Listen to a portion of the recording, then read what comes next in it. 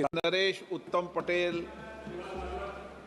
मैं माननीय मंत्री जी ने किसान फसल बीमा दुर्घटना में मदद की, फसलों के नुकसान में मदद कर रहे हैं। एक मेरा सुझाव है कि किसानों की फसलें जंगली जानवरों से और आवारा पशुओं से पूरी की पूरी नष्ट हो जाती मानवर, और आप जहाँ के हैं, हम भी बॉर्डर के आपके हैं, आवारा पशुओं से और जंगली जानवर से, क्या मानवर वो फसल बीमा में उसको भी शामिल करेंगे? बात है सदन की। अध्यक्ष महोदय,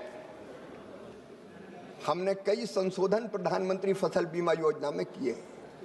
जब उधर की सरकार थी मान्यवर, तब स्थानीय आपदा का कोई प्रावधान ही नहीं था।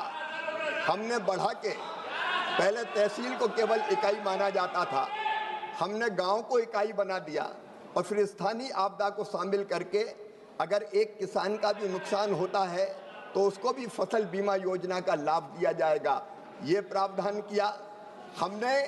अब ये भी विचार किया माननीय अध्यक्ष महोदय कि जंगली जानवरों के कारण भी फसलों को व्यापक पैमाने पर नुकसान होता है और उस नुकसान के लिए किसान जिम्मेदार नहीं होता, और इसलिए हम दो तरह के प्रावधान, एक जंगली जानवरों से अगर नुकसान होगा तो उसको भी प्रधानमंत्री फसल बीमा योजना में सम्मिलित किया जाएगा।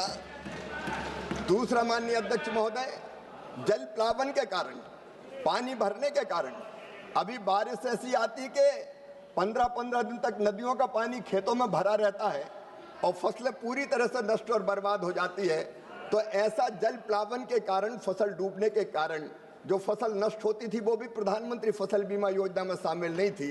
लेकिन ये तो मोदी जी की सरकार है, जहाँ नुकसान होगा वहाँ भरपाई की जाएगी। इसे जल प्लावन के कारण भी फसलों को नुकसान होगा तो वो भी प्रधानमंत्री फसल बीमा योजना में बिट्टू जी शामिल किया जाएगा। जैसे पंजाब में नुकसान हुआ, हम उसको भी शामिल करने का काम करेंगे।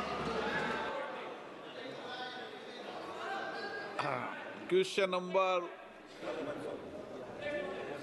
एक महत्वपूर्ण बात जो सदन की अपेक्षा आकांक्षी थी, आज मंत्री जी ने बता दिया। इससे शायद, क्यों नरेश जी, ठीक है?